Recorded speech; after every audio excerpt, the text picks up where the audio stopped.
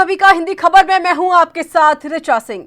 देश में एक बार फिर से कोविड के मामलों में तेजी देखने को मिल रही है। हर रोज 5 से 6 हजार लोग संक्रमित पाए जा रहे हैं। मौत का आंकड़ा भी बढ़ रहा है। इस बीच एक बार फिर से राज्य सरकारों की तरफ से सख्ती का ऐलान होने लगा है और इसी हफ्ते केंद्रीय स्वास्थ्य मंत्री मनसुख मंडाविया ने राज्यों के स्वास्थ्य मंत्रियों और प्रमुख सचिवों के साथ बैठक करके राज्यों को अलर्ट रहने को कहा है।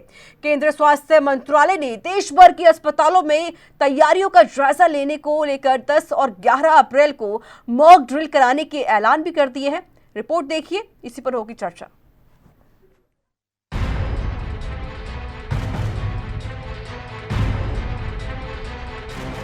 देश में कोरोना के आंकड़े अब डराने लगे हैं।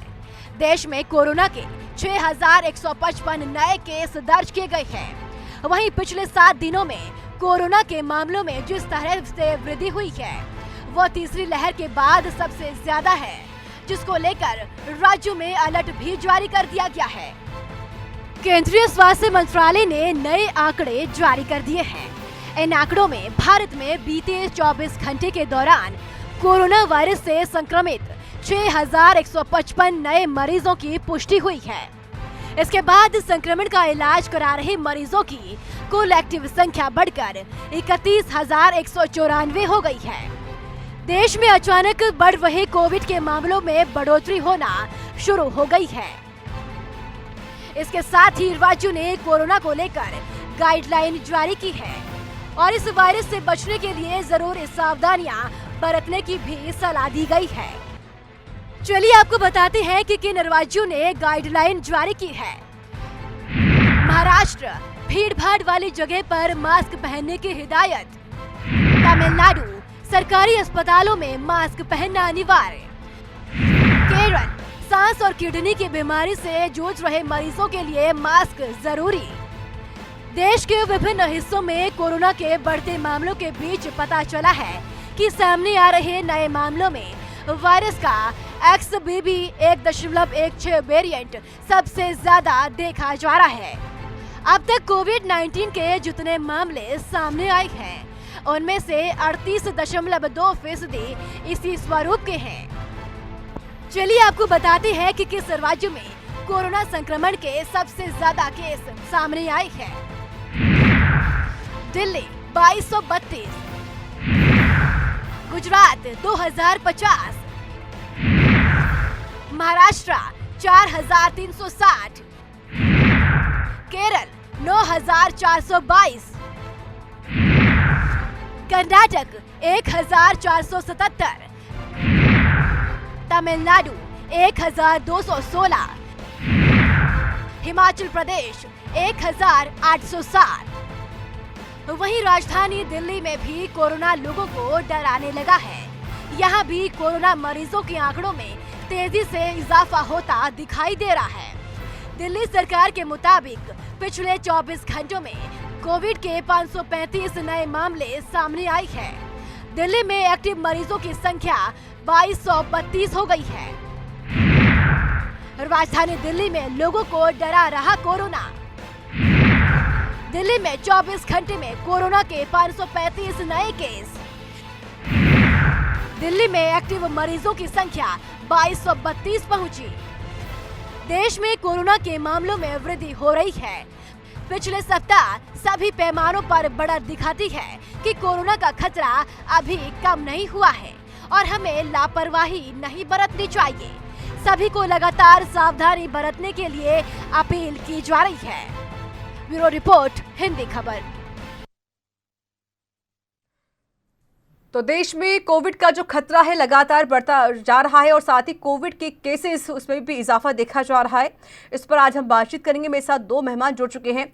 दिल्ली मेडिकल काउंसिल के वाइस प्रेसिडेंट हैं डॉक्टर नरेश चावला। डॉक्टर नरेश जी, आपका स्वागत है हिंदी खबर पर। साथ ही मेरे साथ जुड़ चुके हैं चिकित्सा एक्सपर्ट हैं डॉक्टर आशीष चंद्र पांडे। आशीष चंद्र जी, आपका बहुत बहुत स्वागत है हिंदी खबर पर। डॉक्टर नरेश, पहले मैं आपके रुख करना चाहती हूँ। डॉक्टर नरेश, जिस तरीके से कोविड का जो कहर बढ़ रहा है, क्योंकि देखिए पिछले अगर हम 2019 से बात करते हैं तो 2019 के दिसंबर से केसेस बढ़ने शुरू हो गए थे और जो लहर हमने देखी वो काफी खतरनाक थी। इस बार क्या लग रहा है? बता दूं, कुल मिला के पिछले जी 3 हफ्ते से दिल्ली, पूरे एनसीआर में, पूरे हिंदुस्तान के कुछ स्टेट्स में केसेस बढ़े हैं। But let me put the things in proper perspective. Hmm first, जैसे ही कोरोना का नाम लेते हैं तो एक डर की लहर आ जाती है, जो हमें 2021 ज्यादा आ जाता है, या जो जी पहला लॉकडाउन था 2020 ज्यादा आता है। तो कुल मिला के जो आजकल का वेरिएंट है, जो आप बता रहे थे हम्म कि ग्राफिक में, इट इज XBB 1.16। हम्म जो अभी तक की स्थिति है वो इतनी खराब नहीं है, लेकिन हमें थोड़ा सा एहतियात रखने की जरूरत इसलिए है क्योंकि जब कोरोना ज्यादा होता है तो कोई ना कोई आ सकता है। तो जी मैं आपके दर्शकों को 2 चीजों का आश्वासन देना चाहता हूँ। हम्म नंबर 1, अभी स्थिति इतनी खराब नहीं है। हम्म नंबर 2, जो XBB भी इतना लीथल नहीं है। जैसे हम्म जो 2021 में आया था, जब मौतें बहुत ज्यादा हुई थी, तो एक डेल्टा वेरिएंट था जिसमें ऑक्सीजन डिप्लीशन होता था। इस हम्म पर्टिकुलर वेरिएंट से कुछ भी ऐसा नहीं होता है। It is a simple case होते हैं। हमारे पास क्लिनिक्स में खुलेआम आ रहे हैं। मैं नॉर्थ दिल्ली में डॉक्टरी करता हूँ पिछले 40 सालों से, तो everyday we are seeing increase cases. हम्म और जितने केसेस आप हमें बता रही हैं, सच्चाई तो यह केसेस एक्चुअली कहीं ज्यादा है। क्यों? हम्म क्योंकि टेस्टिंग अभी बहुत कम हो रही है। तो मेरे विचार में लोग मना कर देते हैं, डॉक्टर साहब मत टेस्ट कराओ, मुझे ऐसे ही ठीक कर दो। तो उससे क्या होता है, कहते हैं डॉक्टर साहब अगर मेरा कोरोना निकला आया तो मैं ऑफिस में सो जाएगा, मेरे घर के लोग अलग हो जाएंगे, वगैरह वगैरह। हम्म तो इसलिए मेरा स्पष्ट व्यू है, जो एबल बॉडीड हैं, जो ठीक ठाक वाले पेशेंट हैं 15 से 50 तक, उनको डरने की जरूरत नहीं जी है। जो 5 साल तक के कम के बच्चे हैं, नंबर 1। जो एक्सपेक्टेंट मदर्स हैं, नंबर 2, हम्म प्रेग्नेंट मदर्स। और तीसरी कैटेगरी सबसे खतरनाक, जो 60 टू 60 प्लस वाले लोग हैं, और जी जिनको कोई कोमॉर्बिडिटीज हैं, हम्म जिसको पहले से कोई COPD है, लंग डिसीज है, कोई किडनी फेलियर है, कोई हार्ट डिसीज, कोई हम्म लिवर डिसीज, कोई इम्यून कॉम्प्रोमाइज डिसीज, कोई ऑर्गन ट्रांसप्लांट, ये सब कोई HIV का केसेस, ये सब वो केस हैं जो खतरे में पहले दिन से हैं। जी तो हमारी जो जिम्मेवारी है, हम्म अपने इस सेक्टर को बचाना है। और हम्म उसके लिए उनको देखो, एक घर में बच्चा भी होता है, बड़ा भी होता है, और सीनियर भी होता है। जी तो जो हमारे एल्डरली ग्रुप है, हम्म इनको बचाना हमारे लिए बहुत ही जरूरी है। तो जो कुछ मौतें भी हम देख रहे हैं, हम्म वो इन्हीं लोगों की ज्यादा हो रही हैं। बिल्कुल तो बिल्कुल आपके चैनल के माध्यम से दर्शकों को हम्म इतना सचेत करना पसंद करूंगा, पहले तो पैनिकी की कोई जरूरत नहीं है। हम्म कोई ऐसी मार धाड़ अभी नहीं होने वाली। दूसरा, आप कोरोना अप्रोप्रिएट बिहेवियर जो मैं दिल्ली अंसार में देखता हूँ, जी तो लोगों ने बिल्कुल बिल्कुल ही मना हो गया है, हम्म बेपरवाह हो गए हैं, लापरवाह हो गए हैं, भीड़ें शामिल हो गई हैं, रोज जुलूस निकल हम्म रहे हैं, रिलीजियस गैदरिंग्स, पॉलिटिकल गैदरिंग्स। तो आपके चैनल के माध्यम से लोगों को कहूंगा, अभी घबराइएगा नहीं, हम्म स्थिति शायद इतनी खराब नहीं होगी। हम्म लेकिन हम कोरोना अप्रोप्रिएट बिहेवियर का मतलब, घर बिल्कुल से निकलें तो हम्म मास्क पहन के निकलें, भीड़ भाड़ में मत बिल्कुल, यानी जाइएगा। अभी सावधानी बरतना बहुत ज़रूरी है, वरना बहुत जरूरी। आगे दिक्कतें और ज़्यादा बढ़ सकती हैं। चलिए ठीक है सर, ये तो हो गई जागरूक करने वाली बातें। डॉक्टर आशीष, अगर बात करते हैं थोड़ी सी नॉर्मल, क्योंकि देखिए जो आम जनता है उसको शायद नहीं पता होगा कि ये XBB 0.1.16 है क्या। विस्तार से थोड़ी जानकारी दें, ये क्या वायरस है, कैसा वेरिएंट है, कितना खतरनाक हो सकता है, क्योंकि हमारी कुछ ऐसी जनता है जो शायद पढ़ी लिखी नहीं है, जो अशिक्षित है, कुछ गांव के लोग ऐसे होते हैं जिनको नहीं पता होता ये XBB है क्या। थोड़ा इसके बारे में जानकारी दें डॉक्टर आशीष। जो ये अब एक्स वेरिएंट का, एक्स वेरिएंट जैसे हमारा नया वेरिएंट है कोरोना वायरस का, तो इसमें जो है ज्यादातर, जैसे पुराने वायरस में देखा गया था कि बहुत ज्यादा दिक्कतें जैसे आ रही थी, तो वैसी ज्यादा दिक्कतें अभी तक देखने मिली नहीं है एक्स वेरिएंट में। ठीक है, तो नॉर्मल सर्दी जुकाम और ऐसे सिम्टम्स होते हैं, लेकिन जैसा डॉक्टर साहब ने बताया कि कोमॉर्बिडिटी और जैसे एल्डरली पेशेंट है या फिर बच्चे हैं, तो इनसे जो है हमें बचाव करना है इस वायरस से। ठीक है डॉक्टर आशीष, मैं आपका रुख करूंगी। डॉक्टर आशीष, मैं आपका रुख कर लेती हूँ थोड़ी देर में। डॉक्टर नरेश चावला जी हमारे साथ लगातार मौजूद हैं। डॉक्टर नरेश चावला जी, देखिए अब जो आम जनता है उसके अंदर डर का माहौल बन जाता है, क्योंकि हम मौसम देख रहे हैं किस तरीके से मौसम में परिवर्तन देखा जा रहा है। कभी बारिश होती है, कभी धूप निकलती है, तो कभी हवाएं चलती है। तो इस वजह से कहीं ना कहीं जब मौसम खराब होगा तो तबियत खराब होना भी लाजमी है, और इस तबियत खराब की वजह से लोग के अंदर बुखार आ रहा है, सर्दी जुकाम हो रही है, यानी वही सिम्टम्स हैं जो कोविड के सिम्टम्स पाए जाते हैं। तो क्या इससे लोगों को कितना जागरूक होना चाहिए, साथ ही कि लोग कैसे पहचाने कि ठीक है ये आम नॉर्मल बुखार है या सर्दी जुकाम है या फिर ये कोविड के लक्षण है, कैसे हम पहचान कर सकते हैं? आपने बड़ा अच्छा सवाल पूछा है। जी। मत भूलिए, जब आज से 3 साल पहले कोरोना नहीं आया था, 3 सवा दिन पहले, तब भी हमें अक्सर फ्लू या वायरल फीवर होता था। जो हमारी साइंटिफिक और मेडिकल कम्युनिटी की राय है, जी। वो एक सिंपल राय है कि जो हमारे देश में जो पहले पेंडेमिक कोविड-19 आया था, अब ये एंडेमिक होकर रह जाएगा। एंडेमिक मीन्स कि छुट-पुट केसेस साल ही चलते रहेंगे। तो बहुत ज़्यादा डरने की ज़रूरत नहीं है। मत भूलिए, कोरोना कोविड-19 के अलावा हमारे देश में इस टाइम इन्फ्लुएंजा H3N2 भी चल रहा है, इन्फ्लुएंजा H1N1 भी चल रहा है और जी। इन्फ्लुएंजा बी भी चल रहा है। तो मैं लोगों को कहता हूँ, आपने कहा ना लोग क्या सोचें, मरीज तो डॉक्टर के पास बुखार लेके आएगा। अगर आपको बुखार होता है तो पहले 1 दिन आप कुछ मत करो, एंटीबायोटिक भी मत खाओ, सिर्फ पैरासिटामोल लो, अपना सिंपल देखभाल करो, पानी ज़्यादा पियो, फल खाओ, साधारण खाना खाओ। जी। अगर आपका बुखार ज़्यादा रहता है तो आप डॉक्टर के पास जाइएगा। लेकिन जो 3 कैटेगरीज़ मैंने आपको रिस्क या वल्नरेबल ग्रुप बताया है, इनको हमें पहले दिन ही ध्यान देना पड़ेगा। एक तो टेस्टिंग बढ़नी चाहिए। अगर आपको बुखार तेज रहता है, आपको कोमॉर्बिडिटीज हैं, आपके घर में 65-70 का पेशेंट है, उनको आप जी। पहले दिन सख्ती से कहिएगा, नहीं तो जान के ले देना पड़ सकता है। तो ये स्पष्ट मैसेज है। लेकिन अभी तक आपने कहा कि आम लोग नहीं समझ पाते कि एक्सबीवी क्या होता है। बिल्कुल। उनको एक्सबीवी समझने की जरूरत नहीं है, उनको सिर्फ हमारी गाइडलाइंस फॉलो करने की जरूरत है। अगर आप एबल बॉडीड हैं 15 से 50 साल तक के, आपको जी। कुछ नहीं करना, आप घर पे बैठिए, सिंपल पैरासिटामोल लीजिएगा, अपनी नर्सिंग केयर कीजिएगा।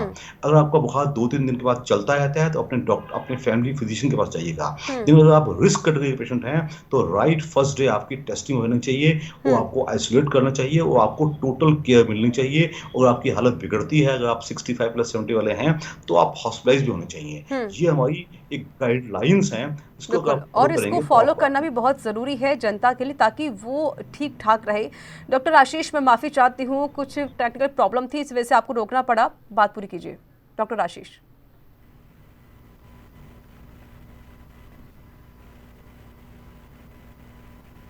सर, आपको मेरी आवाज़ मिल रही है डॉक्टर आशीष? जी, आवाज आ रही है, बताइए। जी सर, आपको रोकना पड़ा था, इसके लिए माफ़ी चाहती हूँ। सर, अपनी बात पूरी कीजिए। जी जी जी, जैसे कि आपने एक्स वेरिएंट के बारे में अभी चर्चा की थी, तो एक्स वेरिएंट के बारे में जैसे हमने बताया कि एक्स वेरिएंट जो है अभी ज्यादा खतरनाक साबित नहीं हुआ है, क्योंकि अभी जो है इसके ज्यादा लक्षण देखने को मिल नहीं रहे हैं। नॉर्मल जैसे बुखार और ये सब सारी चीजें देखने को मिल रही है। तो इसमें जैसे अभी डॉक्टर साहब ने बताया कि जैसे अगर जैसे बुखार स्टार्ट होता है तो नॉर्मल पैरासिटामोल लें, ये सारी चीजें करें, तो इससे जो है बचाव किया जा सकता है। लेकिन जब अगर फीवर ज्यादा बढ़ता है या ज्यादा दिक्कतें आती है तो नजदीकी स्वास्थ्य केंद्र में या नजदीकी चिकित्सक को बिल्कुल दिखाना चाहिए, और जो है घरेलू इलाज से बचना चाहिए फिर। और हमारा इसमें विशेषकर जो बुजुर्ग वर्ग है, बुजुर्ग वर्ग और जो जिस पेशेंट में जैसे कोमॉर्बिडिटीज है, यानी कि पहले से जैसे कोई बीमारियां हैं, तो उनको इस चीज का खासकर ध्यान रखना है कि उनमें जो है वो संक्रमित ना हो, संक्रमण वाले जगह से बचे, भीड़ भड़ाके वाली जगह से बचे, मास्क का प्रयोग करें, सैनिटाइजेशन का प्रॉपर प्रयोग करें, और जो है खुद का बचाव करें। और हमारे जो छोटे बच्चे हैं, तो बच्चों का और बुजुर्गों का भी हमें विशेषकर ख्याल रखना है इस चीज में, क्योंकि अभी जो सबसे ज्यादा संक्रमण जो देखने को मिल रहा है वो इसी वर्ग में मिलता है।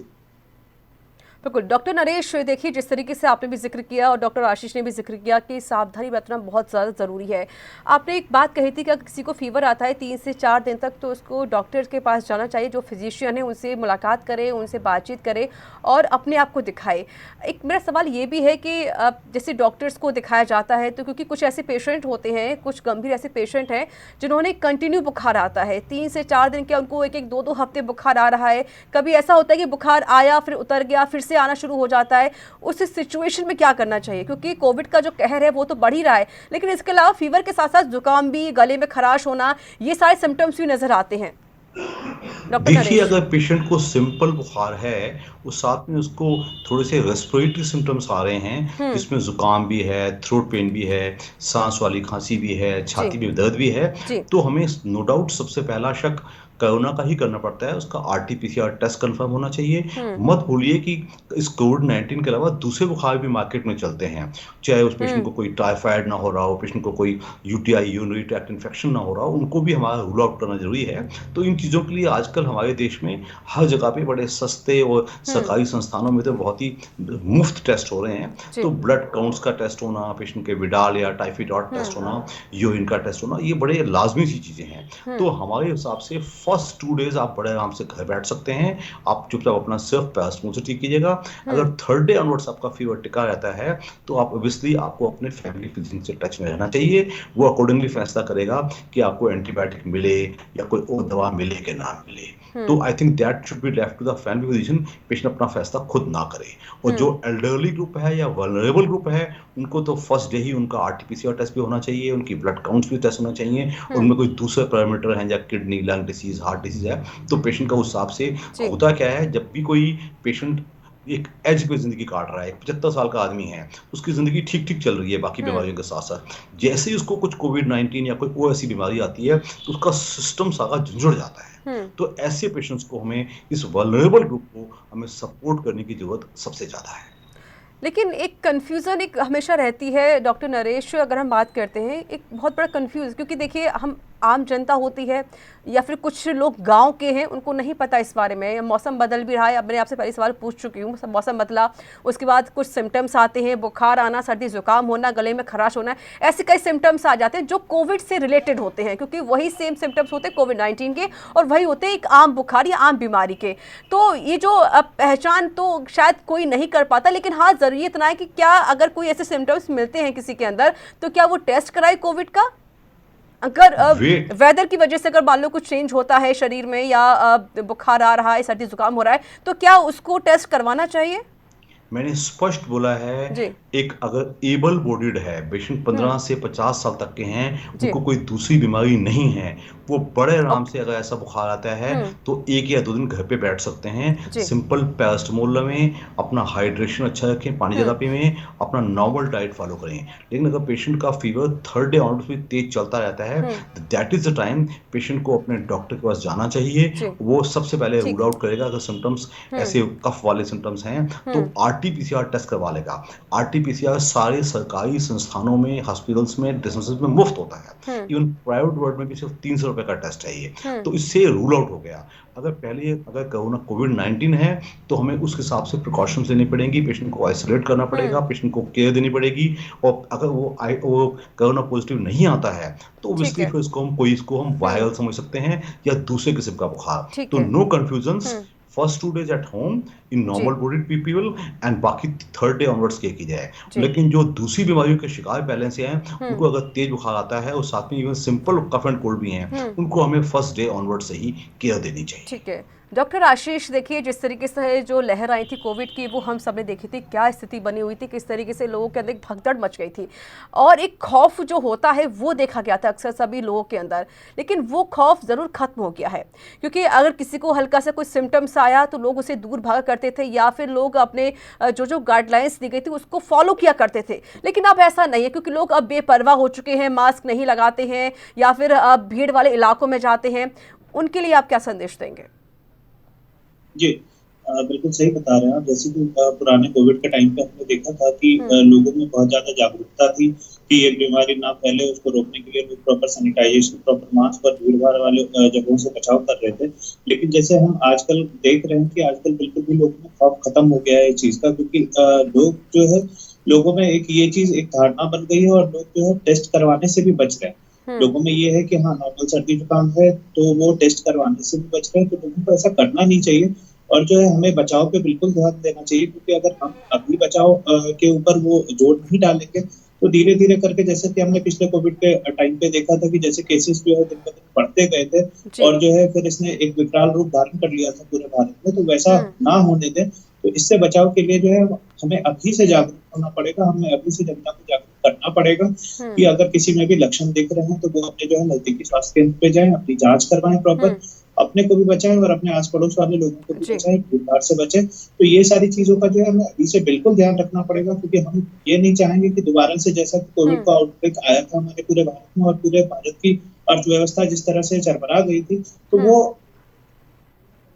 वो स्थिति फिर से ना आए। इस वजह से जो है हमें अभी से जो है इस चीज का पहले से बचाव करना पड़ेगा और प्रॉपर सारी चीजों का उपयोग करके जो है अपनी और अपने समाज की रक्षा करनी पड़ेगी। ठीक है डॉक्टर आशीष, आप जब हॉस्पिटल में आप भी होते हैं तो हॉस्पिटल में से कई लोग ऐसे पेशेंट आते हैं जो अंदर बहुत घबराहट होती है, क्योंकि वो लोग डर जाते हैं कई कुछ, क्योंकि जब शुरुआत में हमने देखा था जब लहर आई थी कोविड की तो कई लोगों का डर था कहीं हमारी मौत ना हो जाए।